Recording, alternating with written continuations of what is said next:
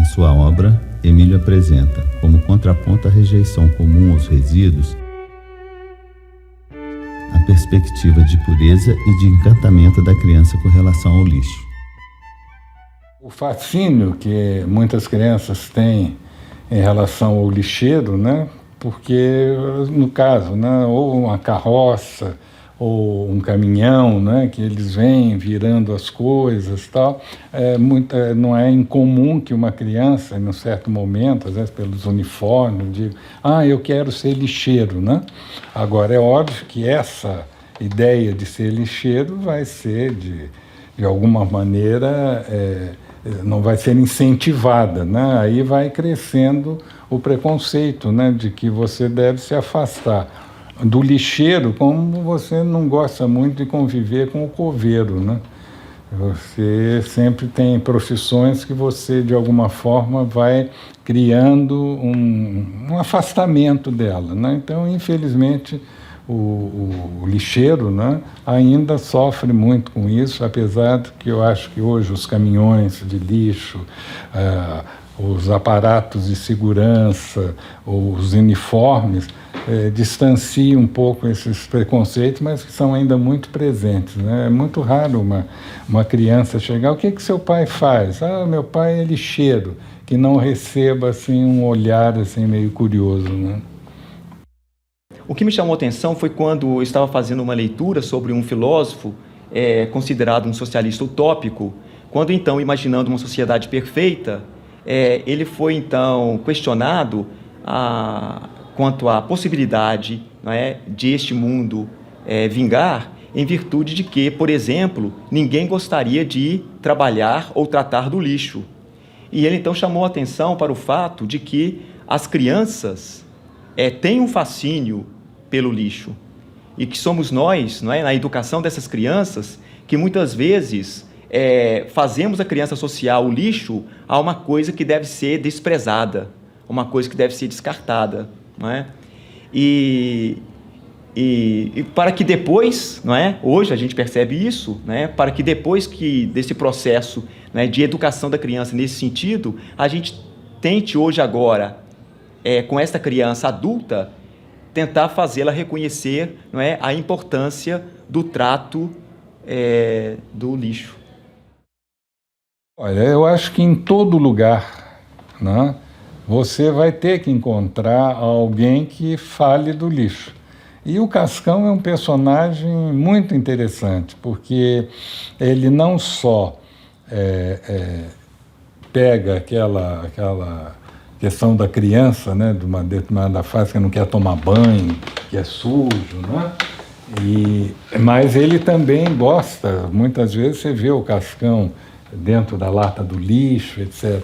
Então ele é um personagem assim, que eu acho interessante, que é muito simpático, né? Convive com as outras crianças, que também têm as suas características, né? E, ao mesmo tempo, ele fala sobre o lixo, sobre essas coisas todas, e é mais, às vezes, até de uma forma positiva, né? Então, eu acho um personagem instigante, né? Tanto que uma aluna que eu tive fez uma tese de mestrado sobre o Cascão, sobre as histórias do Cascão, vendo esse negócio, até aquilo que nós já falamos de diabo, ou de Deus, etc., o diabo meio sujo, etc. Então, essas coisas eu acho muito interessantes e até para ser aprofundadas, né? E o Cascão é um personagem brasileiro, né? Uma contribuição de um artista, de um escritor brasileiro. Essa pergunta é muito frequente no consultório. As mães questionam, perguntam por que da resistência das crianças ao banho. Temos algumas explicações. Uma primeira explicação seria que, quando a criança está fazendo algo prazeroso, criativo, alegre, elas não querem interromper as brincadeiras. Como, por exemplo, quando elas estão jogando, brincando, assistindo programas de TV, uso do celular e do tablet. Nesses períodos, elas resistem ao banho. Uma segunda explicação seria que o banho é imposto como uma regra para a sociedade, é tido como uma regra imposta pela sociedade e pelos pais. E as crianças lutam contra regras. Elas querem manter e conservar a sua autonomia. Elas agem como se pudesse controlar e dirigir suas próprias vidas. Uma outra explicação estaria relacionado do tomar banho com medo. Medo esse de experiências anteriores desagradáveis, como medo de chuveiro, medo de água fria, medo de lavar a cabeça.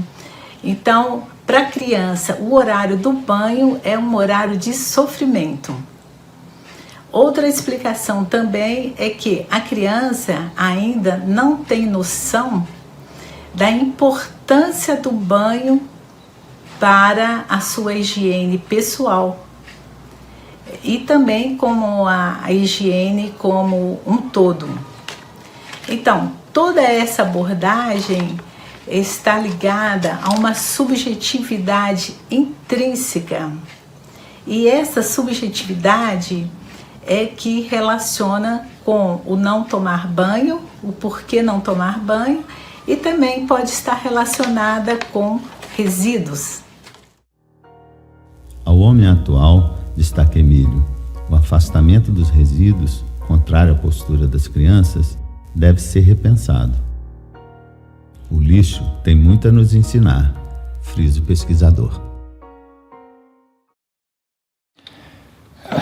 O que ele tem a nos ensinar? Primeiro, que nós somos finitos, né? E cada vez mais isso está sendo esquecido. Nós temos uma visão de que nós somos forever young, né? Esse mote, né?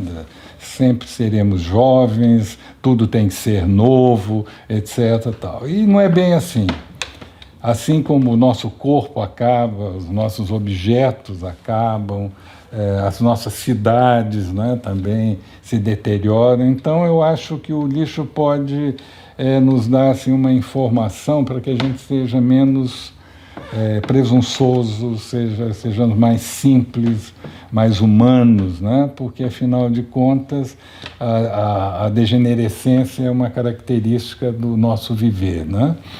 É óbvio que, às vezes, ele pode nos mostrar também que aquilo que é resto, né, de cozinha, etc., pode novamente vir, né, a se tornar,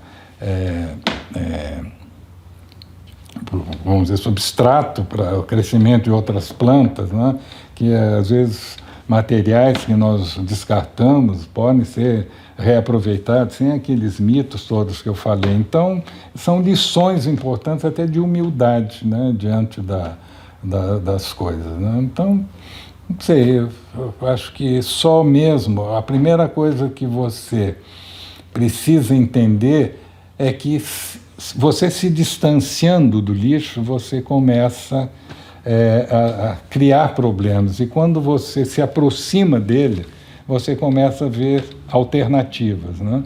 E eu gosto de chamar muita atenção para uma questão, até um texto bíblico, né? Você tem um texto na Bíblia que é muito interessante, chamado Recolhei as sobras para que nada se perca.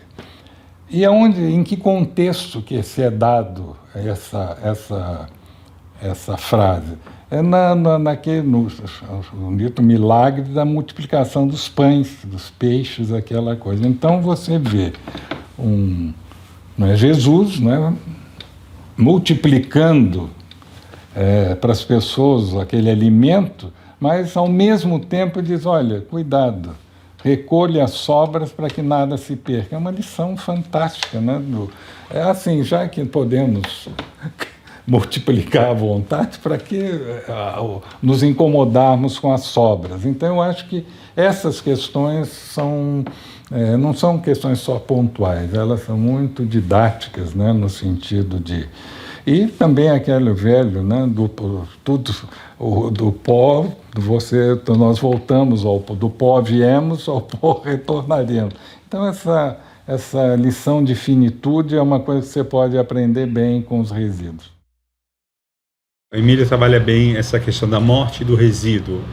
De fato, a grande dificuldade no mundo ocidental sobretudo no mundo ocidental, nas últimas características atuais, porque já não foi assim, em que a morte hoje é o lugar proibido, porque o próprio Bauman, nas suas perspectivas líquidas e diversas, ele justamente dizia que, mas antes de Bauman, Paul Valéry e tantos outros que se colocaram na contracorrente dessa leitura, próprio Pasolini, fetichismo de consumo, o fascismo consumista, não é? Que se impôs numa crise do capitalismo em que você precisava ter guerra, venda de armas, propaganda e cartão de crédito para fugir dessa crise que parecia colapsar o capitalismo, que, como nós sabemos, a partir de Maurice Dobb não apenas tem múltiplas funções de ganhar novas vidas onde se esperava que já não houvesse mais vida. O capitalismo tem essa propriedade.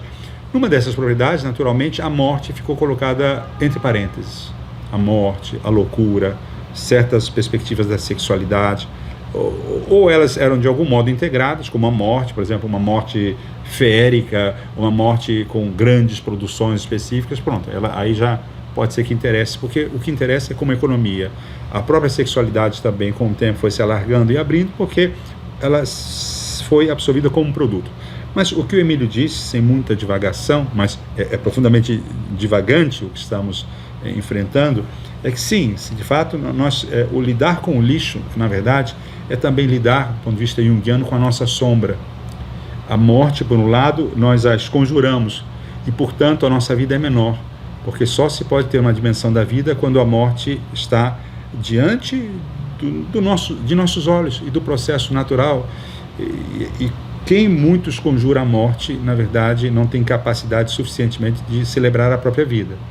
E quando o Emílio trata justamente dos resíduos, está tratando justamente da sombra, porque os resíduos, a princípio, seriam tudo aquilo que nós não aceitamos, não queremos, não queremos mais ver. Não é nem uma cerimônia de despedida, porque já implica cerimônia. É um corte duríssimo e forte. O que está em jogo, de fato, é que a degenerescência, a velhice, que são coisas que têm acompanhado a reflexão de Emílio nesses últimos anos, a vanitas, o lixo e a morte, significam justamente que, a partir dessa produção humana, de tudo aquilo que precisa ser olvidado e esquecido, acaba criando justamente uma espécie de vingança da sombra, a sombra junguiana. Tudo aquilo que nós não queremos ver acaba justamente vindo à tona. E enquanto nós considerarmos a morte específica separada de um processo, nós também colocamos a vida da Terra como um ser vivo, como se diz na teoria de Gaia, né? Um grande ser vivo, a Terra. Enquanto essas duas coisas não forem atreladas, não saberemos envelhecer, não saberemos conservar o planeta e estamos todos em perigo. O Emílio aponta justamente para essa relação especular. Quanto melhor o entendimento do resíduo, melhor o entendimento do processo da própria humanidade. É um destino comum e incontornável. Ou tomamos esse desafio de modo frontal, como bem propondo o Emílio, ou morreremos todos. Eu agradeço demais ao professor Emílio, né, pelo período que eu estive lá como aluno dele e pelo período posterior, né, durante todo o meu mestrado na Federal Fluminense, em todos os momentos que a gente o procurava para uma conversa informal, uma orientação, ele esteve sempre pronto a nos atender. Então agradeço demais o conhecimento que ele me transmitiu, né, por ter me proporcionado abrir meus horizontes em relação à questão dos resíduos sólidos, tá? E espero que ele tenha o reconhecimento que ele merece, né, num curto espaço de tempo.